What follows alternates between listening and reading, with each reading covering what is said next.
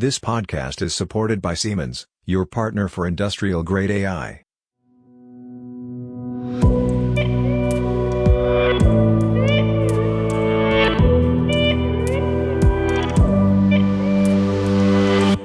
Hello everybody and welcome to a new episode of our Industrial AI podcast. My name is Rolf Weber and it's a pleasure to talk to Peter Oulala.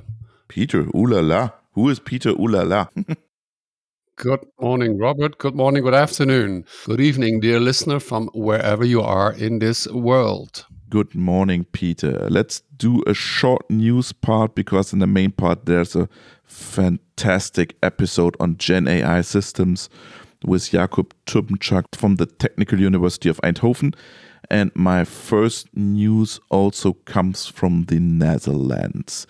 Can you imagine what's coming next? Has it got something to do with ASML, maybe? I don't know. No, it has something to do with Max Welling. Oh, right. Because he revealed the secret. He's a co-founder of his own company. It's called Cusp AI, and he has already raised $30 million. And everybody is asking, is there an industrial AI connection? And I would say yes, because I have a quote. Cusp AI leverages cutting-edge generative AI, deep learning, and molecular simulation to streamline the material design process. Their platform functions like a search engine for materials, allowing users to request specific properties for new materials on demand. These enables the rapid generation and evaluation of a vast number of novel structures, ultimately leading to the discovery of materials with precise functionalities. And, end of the quote, and Jeff Hinton serves on the advisory board. Yeah, I saw that, Yeah. I thought that Jeff, of course he left Google half a year ago, so that he could talk freely, but I would have thought that he, would, stop doing things, but he's obviously not. Very interesting. So it's a search engine for material. That sounds interesting for our industrial AI approach. Yeah, I can very well imagine, that there is. So it's not like the looking backwards, in the end of production line, we have, a specification of the quality of the material. And if it's not 100%, we want to recognize it. And then, we push it away. We want to bring it back. This is the other way around. It's like looking into how can we produce, how can we design new materials, right? Yeah, exactly. And everything is about platforms. You can only raise money with platforms. So platform is a must-need term if you want to raise millions of dollars. I'm afraid that if you want to have Jeff Hinton to support you, you need more than that. You need more than a platform. You need to have made a name already, like in this case, Max Welling. Yeah. And then, and I wrote to Jakub from Eindhoven a message. Maybe he will introduce us to Max and we will talk about his ideas. Looking forward to it. So what do you have? I have one topic combining symbolic, sub-symbolic. Günther Klambauer, Johannes Kepler University. He was with us a couple of times. We will see him. Linz, there was an article about AI in Austria. Of course, number one, XLSTM is the star, but number two, there's also a project across Austrian universities doing exactly that, combining symbolic and sub-symbolic. Not only that, you always need to be careful. What I see in my track, LinkedIn, maybe it's just my bubble, but anyway, what I see is tens of contributions every day in two topics. One, in a moment, I want to talk about agents, but very shortly. I talk with Jakub also about agents in the main section. But number two is putting some kind of knowledge graph, other semantic structure below large language models in order to reduce hallucinations, make them better answering, supporting us, which is basically the same, right? Combining sub-symbolic.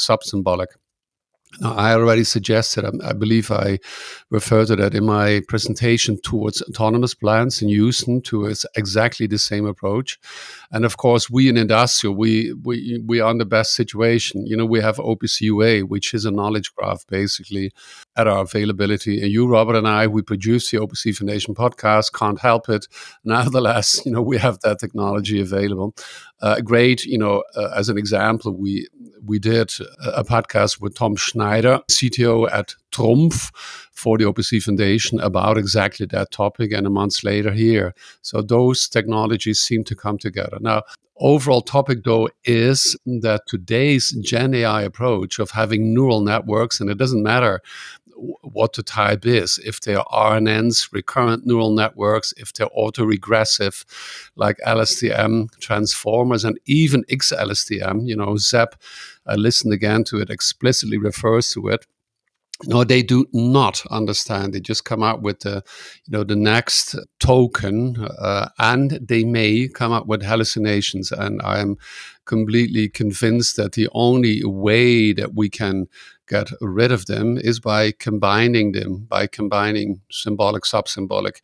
Just as a reminder, symbolic is what John McCarthy, 1956, described as the original definition, right? He said every aspect of learning, any other feature of intelligence that can in principle be so precisely described that a machine can be made to simulate it. Then we had the AI winters and stuff. And the second one is sub-symbolic. It's machine learning, Arthur Samuel, 1959.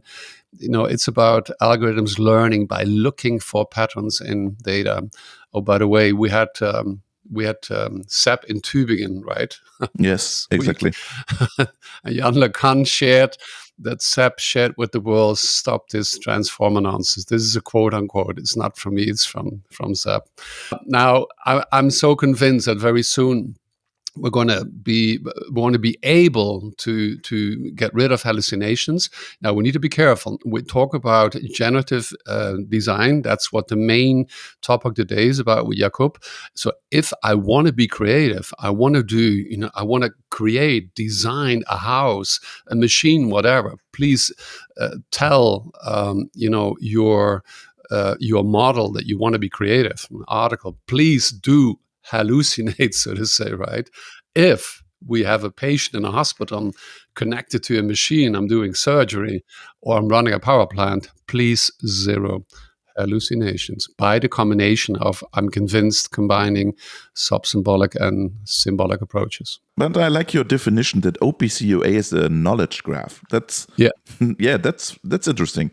You should share that with Stefan. Yeah. No, it came from people who are more knowledgeable. I am becoming a little bit knowledgeable on the topic as well, but most certainly the information model of OPC is, according to the definition of what a knowledge graph is. Okay. What else do you have? Yeah, and the second topic was, very quickly then, it's more like a suggestion. The second topic I see run across my screens, more almost than the first one, is about agents, AI agents. And I see the term agentic AI. Now, Andrew Wang in his deep learning newsletter, and I suggest all of you, dear listeners, to sign up. It's an amazing newsletter. But there was one before. This is maybe the second time I kind of disagree with him.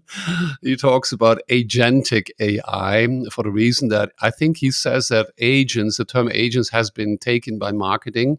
Now, I see nothing negative with that. I'm convinced that we have, dear listener, many of you are in the area of marketing, business development. So don't take this personal, and I disagree anyway, but just make sure that whenever you talk about AI, industrial AI, that you have the base knowledge yourself before you talk about it, right? And that's, I think, where he comes from. Now, in my humble opinion, though, I believe agentic AI sounds artificial, weird, made up. I'm convinced that the term agents will represent the next X years of AI development. And of course, they're going to have AI embedded, or they're going to control other agents that have AI. Now, that very fact does not have to be represented, I believe, in the name. A car was a car 100 years ago, is still called a car. So, right. Do you agree, Robert, dear listeners? If so, Yes. I suggest let's call them agents. Maybe if you want to, for the time being, AI agents. I'm convinced that soon we're only going to be talking about agents, knowing that they have AI inside them. Perfect. I have one more announcement, because in January next year we will meet again in Frankfurt, because together with Hannover Messe we both are organizing the Industrial AI Conference in Frankfurt.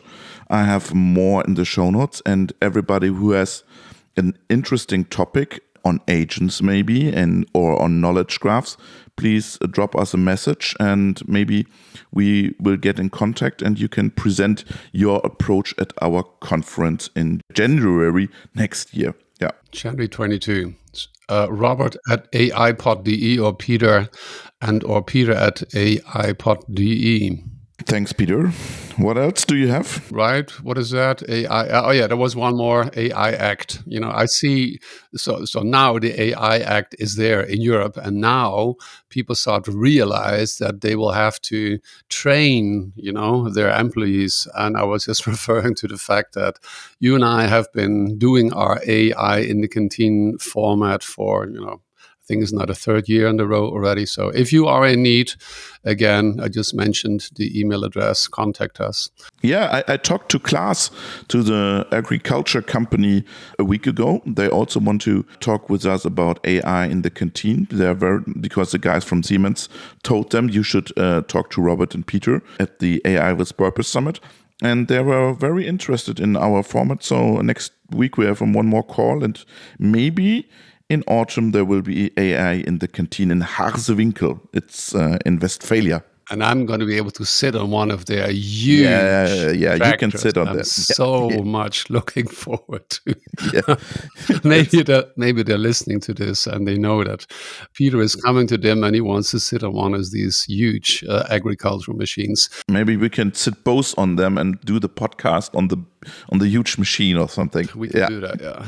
So let me tell you just a quick introduction. Jakub is the associate professor in Eindhoven, generative AI. So that's what we talk about. What is it? Examples, a backbone for operating system, e.g. Apple. And then we talk about the future also, about agents, right? And one final thing we talk about is that Jakub is the program chair for NeurIPS 2024, the most important global AI conference. He's going to share with us where it is, when it is, and how you, the listener, can even support him and his colleagues for making NeurIPS 2024 a success.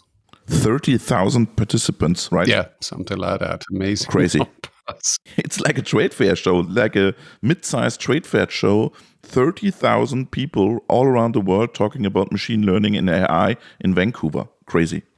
Are we going to go there as well, Robert? One of us, maybe? Yeah, we should go there, because Jakub told us you should go there, and Johannes told us you should go there. Maybe we really should go there. Yeah, we'll look into it.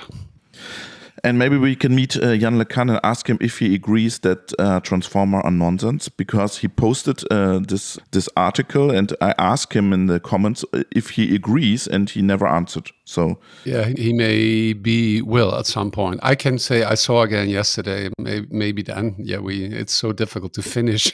We need to make this sure. But he's telling his students to look at alternative ways of getting towards whatever artificial intelligence. Yeah, so he may, but let's see if maybe he's going to answer your question. I'm a small fish. He's not interested in small fishes. He's more interested in big announcement and huge press announcement, I think. So maybe he will, maybe he won't. Yeah. Robert, thank you. Peter, that's it. I'm really looking for the main part. I already heard the episode, and it's so nice. And Jakub is such a impressive and very nice interview guest. It's so yeah, I was really impressed by the episode. Thanks a lot for that. So if you want to hear about GenAISys, No, not listen GenAISys. Yeah, you will understand the joke. Yeah. That is his proposal. Yeah. Yeah, it's a play on words, because I talk about GenAISys and then he talks about GenAISys, right? So, okay, Peter, thanks a lot. Bye-bye. There you go. Thanks, Robert. Take care. Dear listener, looking forward to have you with us again very soon. Bye-bye. Bye-bye. My guest today is Jakub Tomczak. He's associate professor, group leader of the generative AI group at Eindhoven University of Technology. And Jakub and I are going to be talking about how could it be different generative AI systems. Hello, Jakub. How are you doing? I'm fine. Thank you. Hi, Peter. Hello, everyone. So you have been with us in the Industrial AI podcast before. That was with Robert a couple of months back. Nevertheless, so for those listeners that do not yet know you, please tell us who you are and what you do. Yes, so I'm an associate professor at the Eindhoven University of Technology in the Netherlands. I'm heading the generative AI group. And in our group, we work on various topics in generative AI. We try to bridge the theory and applications, but most of the time we focus on the basics. And we try to cover various topics rather in breadth, in the sense that we work on different kind of models, from diffusion models, variation autoencoders, to LLMs as well, and time series. We'll get into the details of diffusion. I saw there was an update this morning but we'll get into that. I shouldn't just jump in front of myself. Let's first talk about, when you mentioned Eindhoven, I know very well, not that well actually, because maybe other people do not. A good old friend of mine lives there. I dare say hello, Leo. When I studied, coming from my parents, I would, typically take the motorway around Eindhoven. I would drive further west towards Amsterdam, Delft, where I studied. And at that time, we're talking a couple of years back, there was the same direction that the Philips head office was at that time actually headed, right, from Eindhoven towards Amsterdam. Now, I have the feeling that since then, Eindhoven has become, something like a boom town. I do recall that Leo, he already, after completing his studies, went from Amsterdam to Eindhoven, and you did the same. You were in Amsterdam, you moved to Eindhoven. Do you want to share with us, not the private part, but why it was that what you did in Amsterdam and why you moved to Eindhoven? Right, correct. So in Amsterdam, of course, there is a huge AI environment ecosystem. There are people working on various aspects of AI, from social AI to also deep learning and generative AI. So I decided to move to Eindhoven for two reasons. Why? One is that the AI ecosystem is a bit more industrial oriented in Eindhoven. So we have ASML, of course, we have Philips, we have multiple other companies that are somewhere on the radar of ASML and Philips, but also the university itself. So we have definitely one of the largest groups working on AI, so deep learning, reinforcement learning, uncertainty, quantification, and nowadays, of course, also generative AI, automatic ML, auto ML. And we have around like 100, 120 people working on AI in Eindhoven. Okay, sounds great. Now, exactly those two names, Philips and ASML. And I can share with you, dear listener, that Robert and I are going to be doing a summer special with each of those two companies, and the third one, Van der Lande. Not sure where Van der Lande is, maybe also in your area. Exactly those two names I had written down. And they are, of course, at the very center of, isn't ASML actually a branch off from Philips, I believe, right?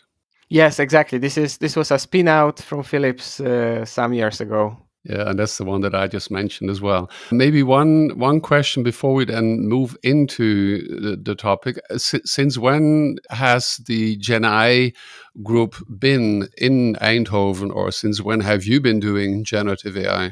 So I worked on generative AI. I think my first paper on generative AI on Boltzmann machines was published like 10 years ago, Right. before the hype.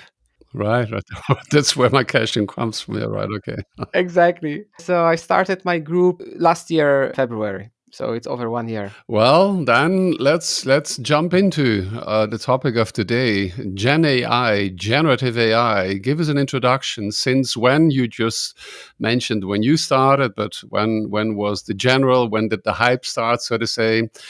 Where does it sit? Maybe that's also what I would appreciate if you could tell us. We have all these terminologies. If we do some kind of visualization, categorization, we have machine learning, we have like unsupervised, supervised. Then we have another, we have symbolic, sub-symbolic. So maybe you can guide us, where in this big world of all the different approaches of AI does then Gen AI actually sit, and what are the concepts, the approaches, maybe algorithms, and in the end, what do we use it for? Yes, exactly. So I would say that actually generative modeling, generative AI dates back to the beginnings of machine learning and this probabilistic machine learning.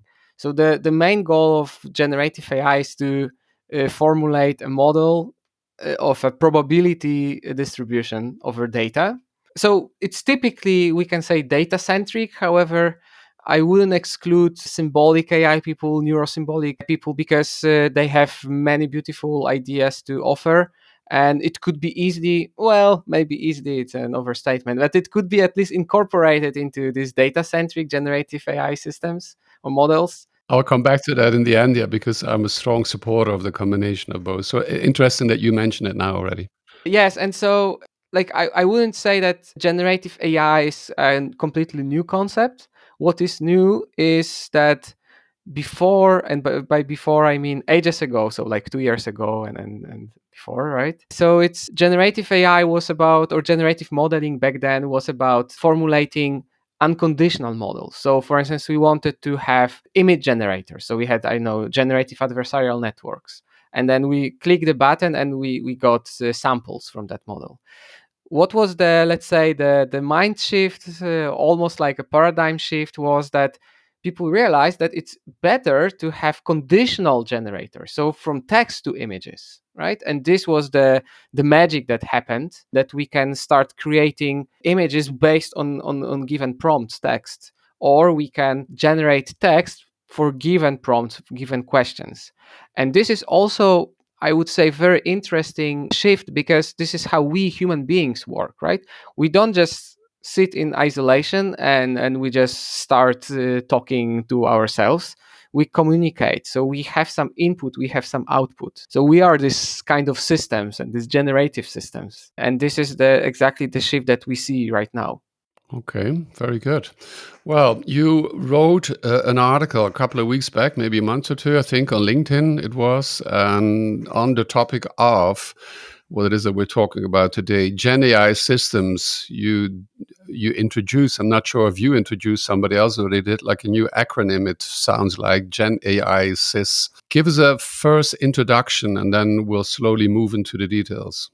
Yeah, so I actually had it in my head for some time. So when I was a student, Wrocław University of Technology in Poland, so my professors and also my supervisors for master thesis and PhD thesis was an expert on systems analysis, so system science and engineering. And back then, of course, I was fighting back and I was saying that this is old-fashioned stuff. But nowadays it comes back, because I realized that, yes, he was right. So this broader perspective, this systems-based perspective, is actually very, very interesting and very useful, especially nowadays. And so what I mean by these generative AI systems, or GenAISys or GenAISys, if we can pronounce it maybe this way. So this is more like, if we look at neural networks, so we already deal with very complicated systems, right? We have different layers, different activation functions, and we have to combine those, compose neural networks of these smaller modules. But nowadays, if we look at these current systems, Gen AI systems, so we have a very similar story. So we have different, for instance, data encoders. We have a prompt. We have to change this prompt into a vector of numbers, such that we can process it further and we can pass it to an image generator. And we start, if we look at those components, so we are not talking anymore about neural networks themselves. We are talking about general architectures, general systems. So like all these roles like solutions architects. So in my opinion, this will be more and more needed, because nowadays we need to look at this like huge systems consisting of billions of weight parameters, consisting of multiple modules. If we think about products, so we need to really design these systems, and we are almost at this point that back in the day there was this MATLAB, right, very famous framework, and there was this Simulink that people for control theory they could build systems out of blocks. It still exists today, by the way. Exactly. A friend of mine was going to kill me if I was not going to make that making that statement that it still exists today. But there you go. Okay, Simulink, you said, yeah. Yes, and so now we can very easily start thinking about having a similar tool for creating generative AI systems. If we look at Hugging Face, all the models there, so now, well, it's a matter of time to have such a system. I know that such systems already exist for instance, Stable Diffusion, that you can just having a graphical interface, you can change your model. Very good. So you already did refer back to the days when you were studying, and you refer to, I believe, the system science. Now, another term that you use in your paper is, if I pronounce it correctly, compositionality as a relation or in relation to control theory and, as you said, system science engineering. Can you tell us what exactly that is, maybe as a basis for what we then learn later from you? Yes, exactly. So, like in general, we can say that systems are, of course, consist of some subsystems. We can call it atomic composite systems, and each of these subsystems, they can be defined in the most, I think, probably general way is that they have some state and some dynamics. And so this is like the general approach, let's say. And now we can start asking these questions, like how we can compose systems, complex systems. And this compositionality, we can look at it very pragmatically. So, for instance, okay, we have input, outputs. Are these subsystems, when composed, are they compatible with each other? So, in very technical ways, it's like, is the output of one subsystem, the dimensionality of that matches the dimensionality of the next subsystem that these outputs are given as inputs. But there is also this more theoretical perspective. So I would like, for instance, to refer to my very good colleague Taco Cohen, with whom I worked at Qualcomm. Now he's at Meta, and for instance, he started looking this category theory, so very very mathematical framework. And can we apply it to, or can we understand machine learning systems or AI systems from that perspective? So, in my opinion, this compositionality is the core for this mathematical field called category theory, but it's also very, very important for practitioners, like from physics. So, if we have let's say different quantities and we have units like kilograms and joules, so we cannot combine them, compose them in one equation like kilograms plus joules, because it makes no physical sense. And we have to ask ourselves, can we do the same in these generative AI systems? Is it enough to, for instance, encode text into some set of numbers and then pass it to a block that generates or processes images, right? Is it, or it sounds similar to like what I would call architecture, but maybe extended? I don't know. Is there an overlap between architecture and compositionality? Sure, there is. And of course, depending on the field, so people use different words. Compositionalities, I would say a little bit maybe more fancy, more theoretical statement that, this is a set of rules in general that allow us to connect different subsystems together. Okay. Nevertheless, I'm going to ask you then about the architecture. And it was interesting, I forgot to hear you pronounce what I said, GenAISys, but you call it GenAISys, right? Yes, Genesis. And then I hear in the back, if you do it quickly, then I hear Genesis, right? Yeah, exactly, That was exactly. and I'm sure that that was your thinking behind it. So I'll do my very best to talk about Genesis from now on. Yes, yes. So tell us then, you already refer to different pieces, but tell us what are the main components then, if that's the right question, of your Genesis architecture?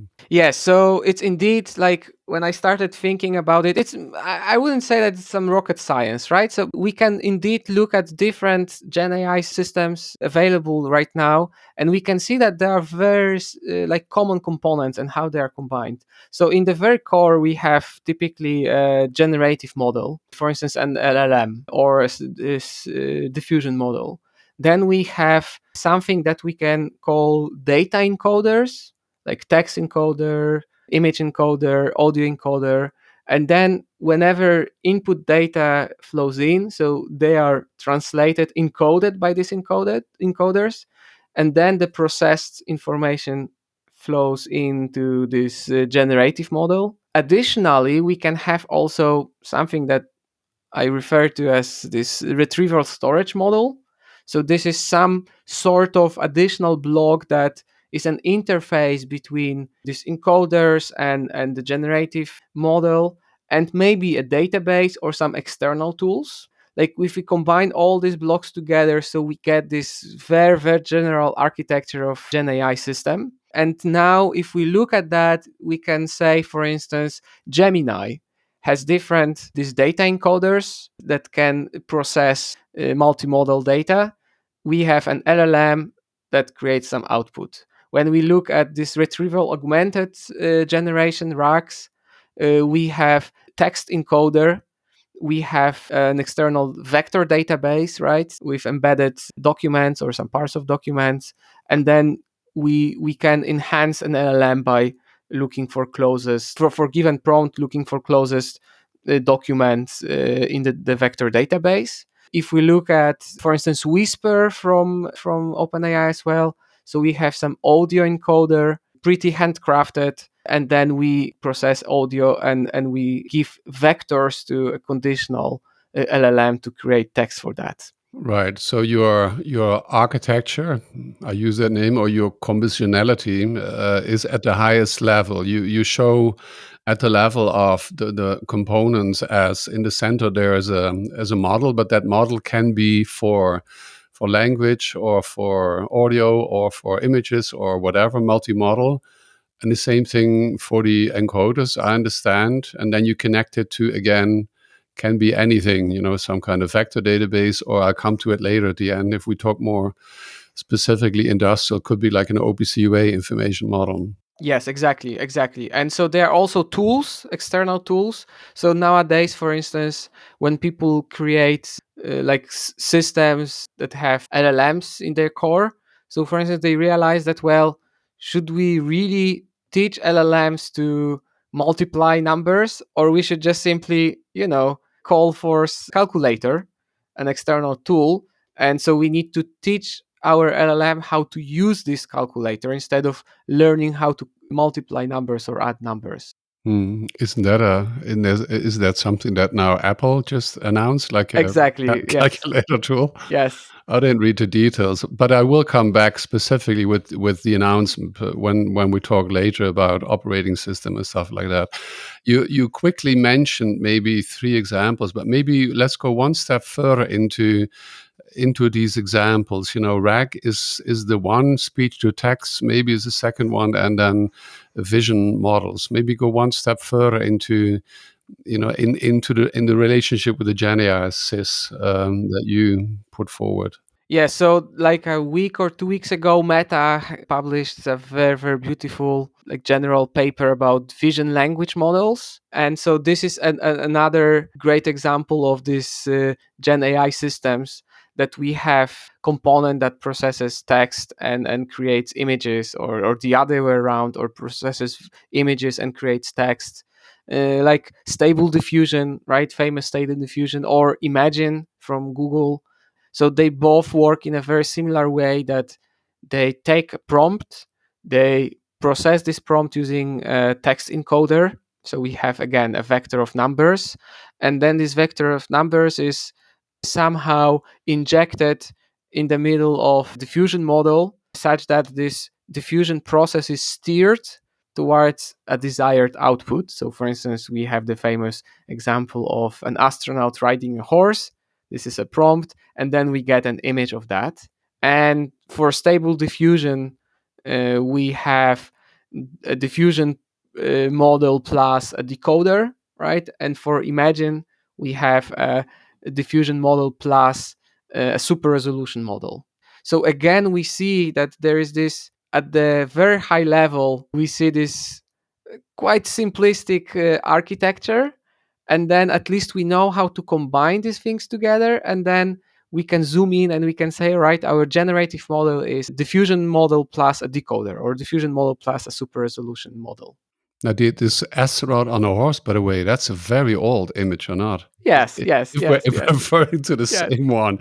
Actually, I was looking at it yesterday. I'm not sure what I did. I looked at a very, old, like 5, 6 years old presentation.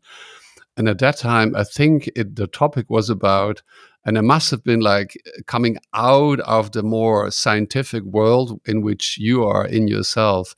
And it must have been about, are the networks dreaming? Was that, Yes. maybe that was the slogan at that time, which was at that time already, I guess, the base technology below it, under it, right? Yes, definitely. Very good.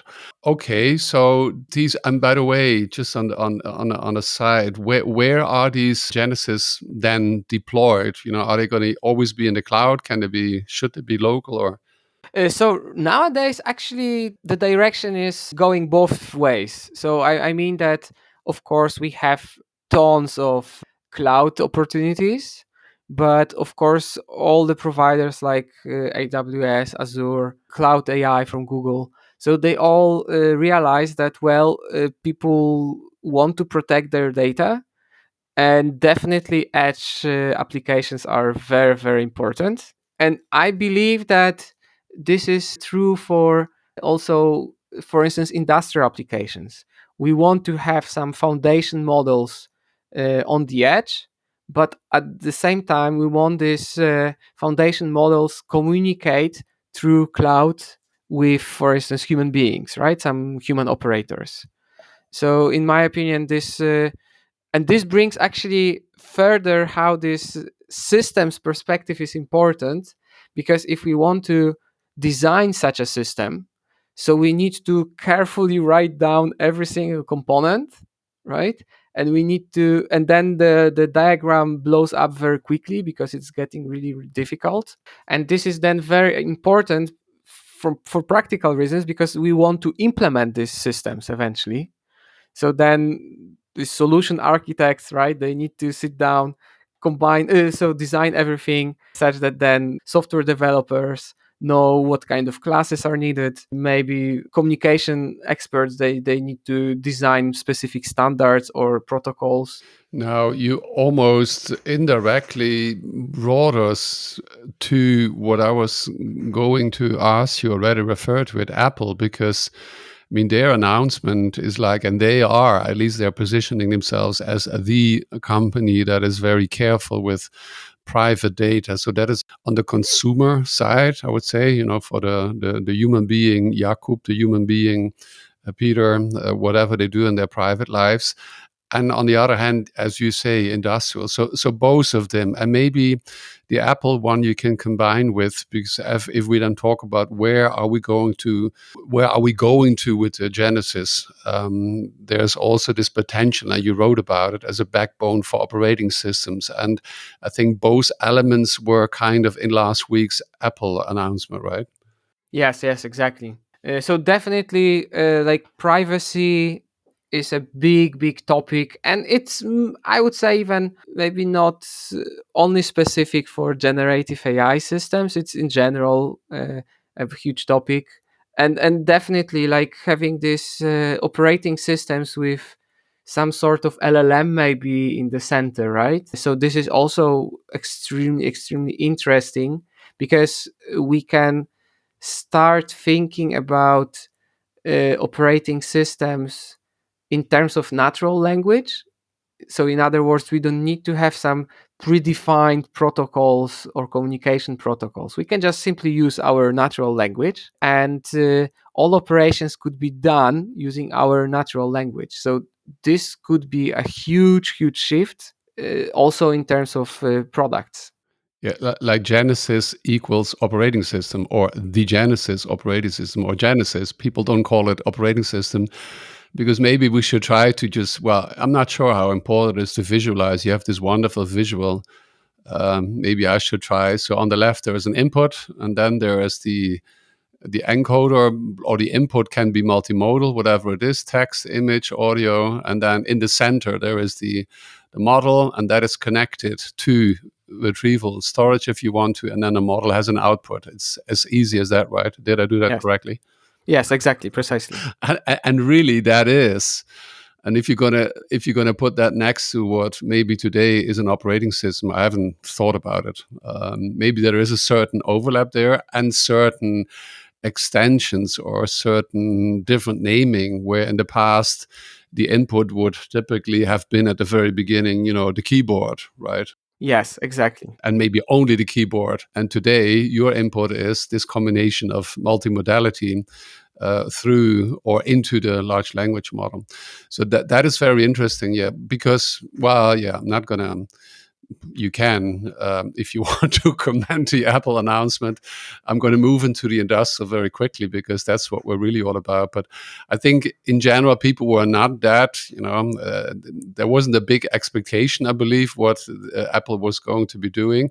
But then again, interestingly, there was this element, and they seems to be maybe closer towards what it is that you have suggested as well. The integration into their operating system as one element. Definitely, this is extremely exciting, and I think that maybe also people miss that announcement. So, for instance, Microsoft decided to use Snapdragons from Qualcomm in their laptops, which is huge because Snapdragons are like this power efficient, right? And so now they claim that laptops can survive even multiple days. And so Qualcomm did all this, developments to allow Copilot working on smartphones, etc. So now they also said that, hey, all these laptops will have this integrated Copilot. So this is like, on one side we have Apple, as you mentioned. For the other side, we have Microsoft Windows and Qualcomm working on that. But overall, this is extremely exciting, in my opinion. As you mentioned, people maybe not necessarily notice that, but we have this AI integrated slowly but steadily integrated into operating systems. So this is a huge thing, in my opinion. It's like, this is the true paradigm shift, right? Most likely, yeah. Well, yeah. Nevertheless, I mean, I believe that in the end, Apple did well as well. But let's move into, because Apple is not typical the notebook, the PCs, the PLCs that we use in our industrial environment. And you did refer to industrial as well. Yes, I mean, data is very important, and we just but that's again another way of looking at things. We just came from the Siemens Summit, AI with a Purpose Summit.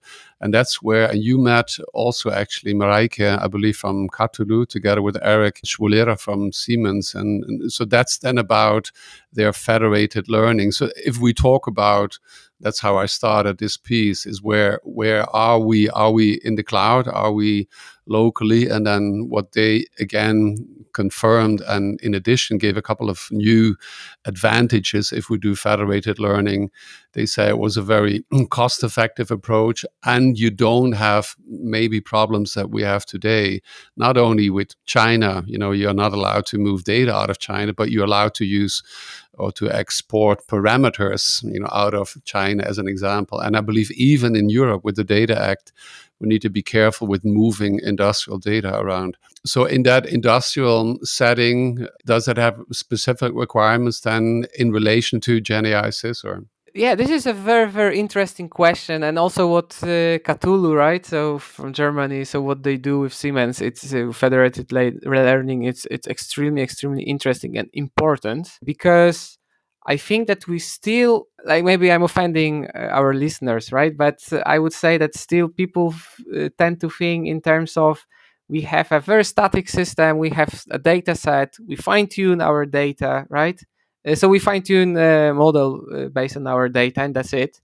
But actually, if we talk about industrial applications, so suddenly we very often talk about hundreds, if not thousands, of data sources, right? Because suddenly we talk about huge systems. And for instance, how we train these models, how we fine tune these models in different locations, how to deal with privacy.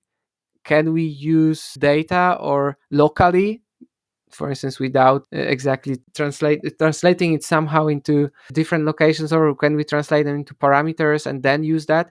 These are questions that are, of course, solved. So probably I hear already someone screaming, we have a paper on that, or we have a product on that. But these are not, at least, solutions known to general public, right? And in my opinion, these are still open questions, even research questions. So yeah, definitely, this is, and these generative AI systems, they indicate that, well, we need to think about it because they are very data hungry, right? Right. So yeah, I mean, I assume that today we can only train on a massive environment, typically called the cloud, and we can typically today do inference locally. The question has been also in an industrial environment 10 years ago. Scientists considered putting a software PLC in the cloud and doing the control. And I don't believe in that. We're talking millisecond determinism. So if there's even the smallest glitch, the machine will immediately go in its safety mode. So I don't think, but that's anyway not the side we're talking about today. But what could be at some point in time, our silicon, our CPU is going to be powerful enough that we can do even training, or at least like extended training locally on the edge, right? Yes, exactly. That's the holy grail for many companies. Is that, yeah? Like Qualcomm, Apple, Google, right? Meta. Very good. Yeah, depending on the use case, maybe, but we're very close to it, I believe, right? So it's going to be maybe within the next 1-2 years, we're going to see one or the other big use case there. I have one more, maybe close of the Genesis, which is the direction you were suggesting. Another topic which is very close to my heart, so to say, is agents, or should I call it agentic AI? I was actually reading this morning Andrew Wang's. I was a deep learning AI mail, and he was going exactly into this topic of calling it, and he made almost a differentiation between. He said agentic AI is more technology oriented. I think he was suggested that the scientists, and maybe you can answer us, are using the term agentic AI, and maybe agents were more marketing oriented. Now, tell us where are the Genesis going to be moving us in the direction of agents, agentic AI? Yeah. So yes, exactly. This is extremely interesting because, so from one side, there's still this question whether this is a new hype, right? So after Gen AI, we have a new hype about agentic AI, but I don't think so. So first of all, multi-agent systems, this is like a very old concept in computer science. But I think that with this new Genesis or Gen AI model systems, what this brings us is we can, first of all, provide brains to agents, right? So this is definitely a great step forward. Second thing is communication, because we have to remember that if we don't have communication among agents, so there is no difference between an agent and a service, right? So there must be this, like, a level up of intelligence, let's say, such that we can talk about agents. And what some people call it, it's called responsive AI, right? So that we have input output, we have a communication, and this intelligence, this ideally in natural language, this is what we have. Also, for instance, right now I collaborate closely with a startup in Amsterdam called Negotiagent, and this is about negotiating contracts. So extremely highly difficult problem with pretty unclear goals, right? But so this is the idea of this agentic AI brought into to life, because this is a combination of, like, for contract negotiating using just LLM is not enough, because you need to have these aspects of what are the goals. So you can just simply train a large language model for that. There are these concepts like, okay, we talk about contracts, so legal stuff. So you have to be fully reliable, fully trustworthy, because if you make a mistake, someone signs a contract, that's it, right? Deal's done. So these are this is a very good example of like how this agentic AI is a bit different, of course, than just simply Gen AI. And of course, it requires also different perspective in terms of how to implement that, how it runs, is it local, is it in the cloud, and so on, so on. So I think that this brings, in some sense, definitely this is a little bit of new hype. But on the other hand, in my opinion, whole point is where the emphasis is on, right? And so this is like we create these agents, in other words, these highly capable and even independent services that live and work for us or with us. Right, but they are right because services is what we have been using for a Yeah. long time, microservices. But the difference is they are what are they? Intelligent services, Yes. and when they're intelligent, we call them agents, or as you do, agentic AI. I do want to share, and you are aware. I didn't ask you before. I told you. I told you afterwards that as I was in Houston at the Connected Plan conference, I did already include your Jakub ideas and use them as a basis for our presentation there towards autonomous plans, which, and I would strongly agree with you, I think it's a lot more than just a hype. The hype is always the positive, negative thing, as long as it comes out of the trough of disillusionment, and that's what I'm very strongly believe. And I do want to combine it with this morning I did get from Mehmet Merchangers. He is the ABB reader. He was with us a couple of months back on autonomous industrial systems from Imperial College. And I did look at his foils, what he did at Achema just a week or two back. And he's going the same direction. And the reason why, we want to move there, it's wherever you go, in the United States, in Europe, I'm sure, around Eindhoven, we can't find people anymore, right? We don't have enough workers, whatever workers, knowledge people on the shop floor. And we need to look at, putting more automation into our environment, so to say. I just 2 days ago, I went to get a piece of bread and it's closed. And it says, we can't find people to sell the bread. I think something is really strategically changing here. So I just wanted to share that towards the autonomous. Strongly agree that it's a lot more than that. Now, I'm going to ask you two more topics outside of the Genesis. Number one, I would like to know from you, you work as an associate professor. So share with us, how does your day look like? How do you convey quasi your knowledge to students that have in the university? Right. So first of all, very busy, that's for sure. But it's good, I think. If you are busy, it means that you are doing your job well. Second is that, like, I'm just finishing a course, so this is my first opportunity in Eindhoven to talk to students, and I'm extremely happy. Actually, I see very curious people. The course is called Generative AI Models. That was initiated before by my colleague Robert Pechart. He is now in Graz, in Austria. So this is really nice. In general, there is of course a lot of interest in generative AI. So I'm very happy about it.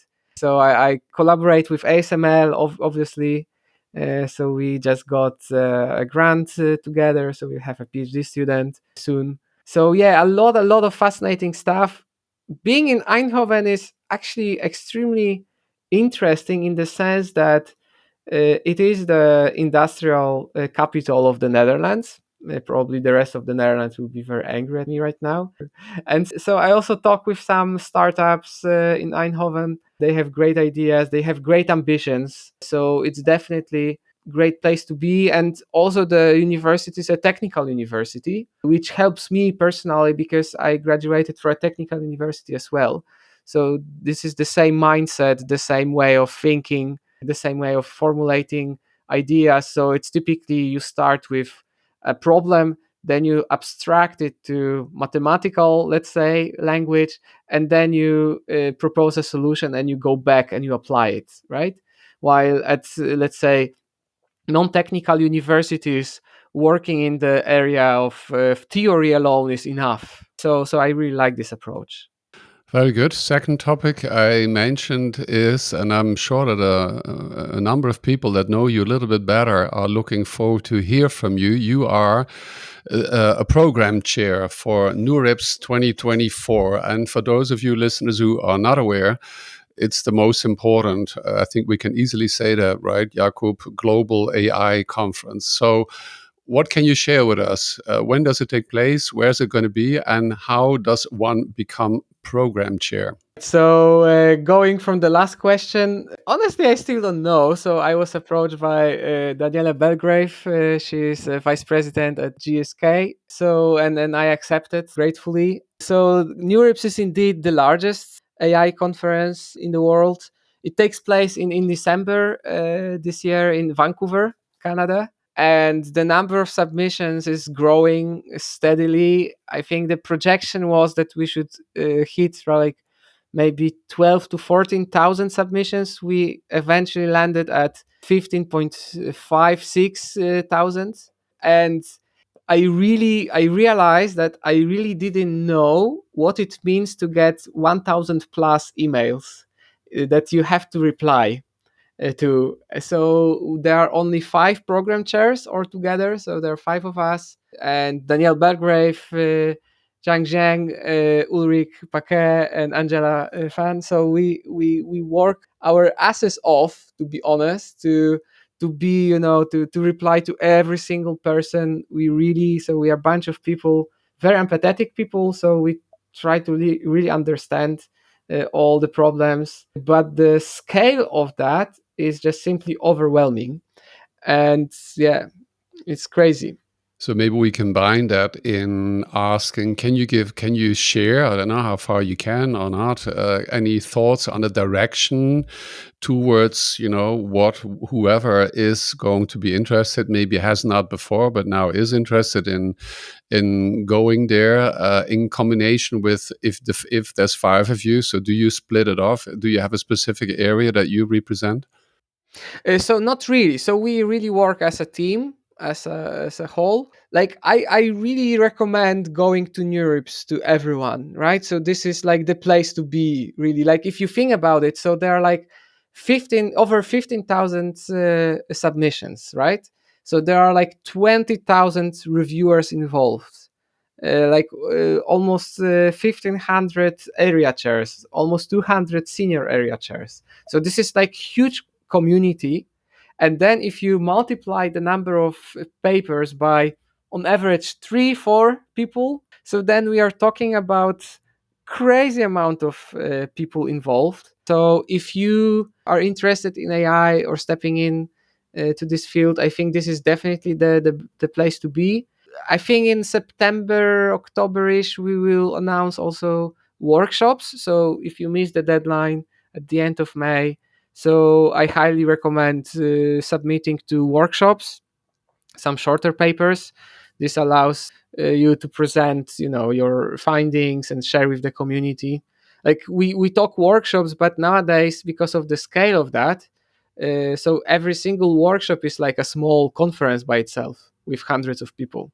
Very good. So papers is the deadline is passed. I believe workshops Yes. is still possible, or you're still going to announce it. Yes. Are you still looking for additional reviewers, or how can we be of help for you in regards to being the program chair of NeurIPS? Yeah. So definitely, if someone would like to be an emergency reviewer, right? So that we, in the beginning of July, we will need more people to help us with that. So definitely, please let me know. And yeah, please cheer us up, because it's really, really difficult task to do. So all the love from the world would be highly appreciated. Very good. I'm going to close off with a question I typically ask of all my people coming to us is like, where are we standing in Europe, in the Netherlands? You've been to Germany a couple of times. I'm sure you come from Poland yourself. Where are we standing in Europe with regards to our topic in this? Let's say that, or more widely, you can say as well, AI, Gen AI, the technology, use cases, applications, in relation to, where Europe is going to be, in this case, Vancouver, United States, Canada, China, Eastern markets. What should we be doing more of where we are based here in Europe, and what should we maybe easily do less of? Yeah, so this is a very, of course, broad question. I will try to be as quick as possible. So, in terms of education, I think that people can love Gen AI, can hate Gen AI, but Gen AI will stick with us for a long, long time. That's for sure. So, I would say that our education system needs to be adjusted ASAP. So, we need more courses at the high level, at the university level. We need some, at least, classes in high schools, if not even primary schools. We shouldn't ask ourselves how to prevent, how to forbid students, pupils from using ChatGPT. We should rather rethink how we should reformulate our education system to even accommodate ChatGPT, how we should show that ChatGPT can hallucinate, or other LLMs, of course, that they can hallucinate, and we have to make our young generation aware of that instead of forbidding it. So that's the first point. I think we are doing pretty bad job at the moment in Europe regarding that. Regarding to that, in terms of technical aspects, still I believe that Europe. I think after this podcast, I will be one of the most hated people maybe in Europe, but hopefully not. But we don't invest properly in AI. So what I see, what I experience myself, it's typically like all the discussions are, okay, do you have clients, do you have some revenue, right, and so on, so on, then we can invest in you. In the States, for instance, it's different. This is what I hear from everyone. It's really about ideas. It's really about being highly innovative. People get money for something written down on a piece of paper, right? In Europe, we are very, very conservative. We believe in this, collegiality, that we work together, which is very nice. But on the other hand, sometimes it can kill innovations. So instead of, I am a huge fan of European Union, right? But on the other hand, for instance, our financing scheme is pretty bad because you wait 6 to 12 months at least to get your decision. In the world of AI, it's like ages. It's like to so I really like, for instance, I remember in Frankfurt I talked with representatives from Siemens, right? I really like that Siemens, for instance, tries to rebuild itself and be seen as a technology company, right? So really investing more in AI. We really need that. In my opinion, European companies should also work more as like hubs for innovation. So having some maybe programs that can partner up with small startups, give them, I don't know, legal advice, maybe give them some expertise, maybe give them some computational even resources to some extent, of course, right?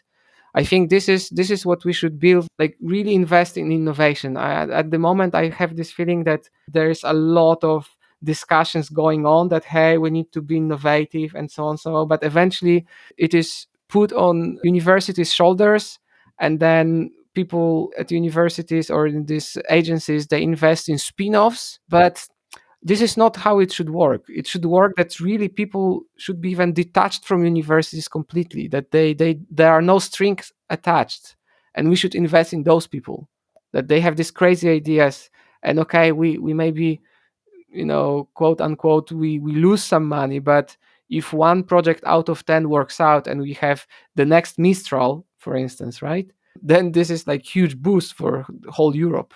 Jakub, thank you very much for these closing words. Europe needs to open up.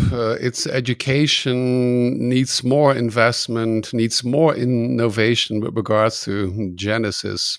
Yes. If you, dear listener, want to get in touch with Jakub, you can best do that through LinkedIn. Maybe specifically, we just talked about you want to become an emergency reviewer for NeurIPS 2024. So you can contact Jakub at Jakub, Jakub, and Tomczak is Tom, and then Czak. Did I say that correctly, Jakub? Perfect.